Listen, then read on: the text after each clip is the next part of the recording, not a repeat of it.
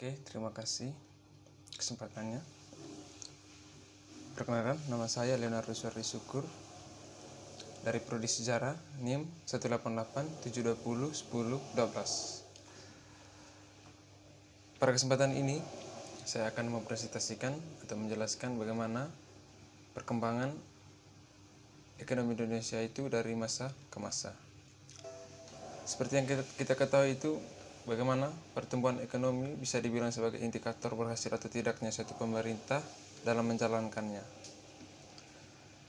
Mengelola dan membangun negara itu meskipun ada banyak faktor baik di dalam negeri maupun di dalam global, menjadi faktor adalah suatu kenaikan kemampuan jangka waktu dari negara untuk menyediakan berbagai macam ekonomi pada penduduknya. Jadi kemampuan tersebut akan tumbuh seiring dengan adanya perkembangan atau kemajuan teknologi dan juga penyesuaian kelembagaan serta ideologi. Yang berikutnya, tujuan saya itu membuat sebuah laporan ini di mana supaya kita bisa mengenal atau mengetahui perkembangan ekonomi Indonesia itu di mana perkembangan atau awalnya dari masa ke masa, yaitu dari pemerintahannya Soekarno sampai ke era Jokowi. Yang pertama itu di mana era sebelum reformasi. Yang kita ketahui itu yaitu pada pemerintahannya Soekarno. Di mana di situ Indonesia mengalami tiga fase perekonomian di era Presiden Soekarno. Yaitu fase pertama yaitu penataan ekonomi pasca kemerdekaan. Kemudian fase yang memperkuat pilar ekonomi serta fase krisis yang mengakibatkan inflasi pada awal pemerintahan Soekarno serta fase krisis yang mengakibatkan inflasi pada pemerintahan Soekarno. Badan Pusat Statistik mengukur pertumbuhan ekonomi sebesar 5,74%. Yaitu setahun berikutnya masih sama, ekonomi Indonesia tumbuh sampai 5,74%, lalu pada 1963 di mana pertumbuhannya minus, yaitu 2,24%.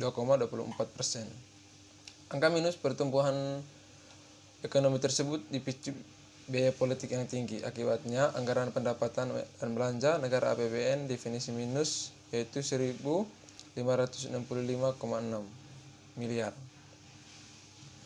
Yang kedua itu pada masa Soeharto, di mana pada kekuasaan Soeharto adalah yang terpanjang dibandingkan presiden lain, sehingga saat ini pasang surut perekonomian Indonesia juga paling dirasakan pada eranya.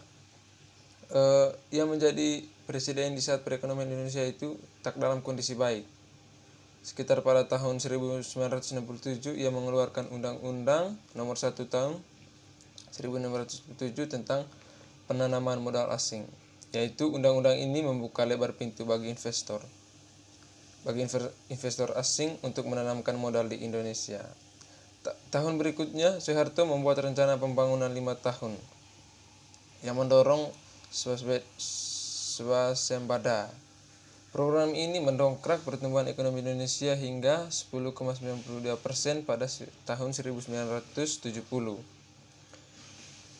Ekonomi Lana Solistiningsih menyebutkan iklim Indonesia pada saat itu lebih terarah dengan sasaran memajukan pertanian dan industri. Hal ini membuat ekonomi Indonesia tumbuh drastis setelah itu di tahun-tahun. Yang berikutnya yaitu pada era reformasi, yaitu pada pemerintahan B.J. Habibie, di mana pemerintahan Presiden Baharudin Yusuf Habibie dikenal sebagai rezim transmisi. Salah satu tantangan sekaligus capaiannya adalah pemulihan kondisi ekonomi dari posisi pertumbuhan minus yaitu 13,13% pada tahun 1998. Habibie menerbitkan berbagai kebijakan keuangan dan moneter dan membawa perekonomian Indonesia kepada masa kebangkitan, yaitu kurs rupiah juga menguat dari sebelumnya, yaitu Rp 16.650 per dolar Amerika Serikat pada Juni 1998 menjadi 7.000 per dolar Amerika Serikat pada November 1998. Jadi pada masa Habibie, Bank Indonesia mendapatkan status independen dan keluar dari jajaran eksekutif. Yang kedua itu masih dalam era reformasi pada pemerintahan Abdurrahman Wahid. Abdurrahman Wahid atau alias Gus Dur meneruskan perjuangan Habibie, mendongkrak pertumbuhan ekonomi pasca krisis, yaitu pada tahun 1998 secara perlahan ekonomi Indonesia tumbuh sekitar 4,92% pada tahun 2000. Gus Dur menerapkan kebijakan desentralisasi fiskal pada otonomi daerah, pemerintahan bagi menanam secara berimbang antara pusat dan daerah. Kemudian pemerintahan juga menerapkan pajak retribusi daerah. Meski demikian, ekonomi Indonesia pada tahun 2001 tumbuh melambat menjadi 3,64%. Yang berikutnya itu pada pemerintahan Megawati Soekarno Putri. Pada masa pemerintahan Megawati itu, pertumbuhan ekonomi Indonesia secara bertahap terus meningkat dari tahun ke tahun, yaitu pada tahun 2002, pertumbuhan Indonesia mencapai 4,5% dari 3,64% dan tahun sebelumnya. Kemudian pada tahun 2003, ekonomi tumbuh menjadi 4,78%. Di akhir pemerintahan Megawati pada tahun 2004, ekonomi Indonesia tumbuh 5,3%. Yang berikutnya pada pemerintahan Susilo Bambang Yudhoyono. Meski naik turun, pertumbuhan ekonomi Indonesia di bawah kepemimpinan Susilo Bambang Yudhoyono relatif stabil karena pertumbuhan Indonesia cukup mengembirakan di awal pemerintahannya, yakni 5,69% pada tahun 2005. Pada tahun 2006, pertumbuhan ekonomi Indonesia sedikit melambat menjadi 5,5%. Dan di tahun berikutnya itu, ekonomi Indonesia tumbuh di atas 6%, tepatnya 6,35%. Lalu pada tahun 2008, pertumbuhan ekonomi masih di atas 6%. Meski turun tipis ke angka 6,1%, saat itu impor Indonesia terbilang tinggi, namun angka ekspor juga tinggi sehingga neraca perdagangan lumayan berimbang.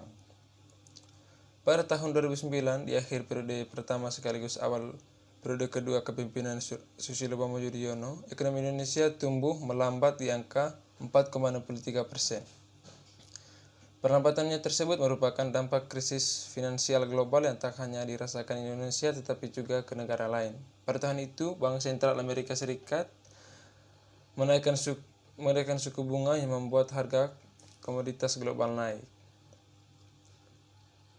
Dan terakhir itu di mana pada era Joko Widodo, pada pemerintahannya Joko Widodo atau yang lebih akrab disapa dengan Jokowi, merombak struktur APBDN dengan lebih mendorong investasi, pembangunan infrastruktur dan melakukan efisien agar Indonesia lebih berdaya saing. Namun, grafik pertumbuhan perekonomian Indonesia yang 4 tahun masa Jokowi terus berada di bawah pertumbuhan pada era Susilo. Pada tahun 2015, perekonomian Indonesia kembali terlihat rapuh, rupiah terus meneruskan lompat terhadap dolar Amerika Serikat. Saat itu ekonomi Indonesia tumbuh sampai 4,88%. Defisit semakin melebar karena impor kita cenderung naik atau ekspor kita yang cenderung turun. Di era Jokowi, arah perekonomian Indonesia tak terlihat jelas, di mana rancangan pembangunan jangka menengah nasional seolah hanya sebagian dokumen tanpa pengawasan dan implementasinya. Dalam kondisi itu, tak diketahui sejauh mana terrealisasi atau seperti yang lebih fokus pada pengawasannya dilakukan dengan baik sehingga bisa dijaga. Pada tahun 2016 kemarin itu, ekonomi Indonesia mulai terdongkrak tumbuh 5,3%. Dilanjutkan dengan pertumbuhan ekonomi tahun 2017 sebesar 5,17%. Berdasarkan asumsi makro dan APBDN 2018, pemerintahan memprediksi pertumbuhan ekonomi 2018 secara keseluruhan mencapai 5,4%. Namun pertumbuhan ekonomi di kuartal ternyata tak cukup mengembirakannya, hanya 5,6%.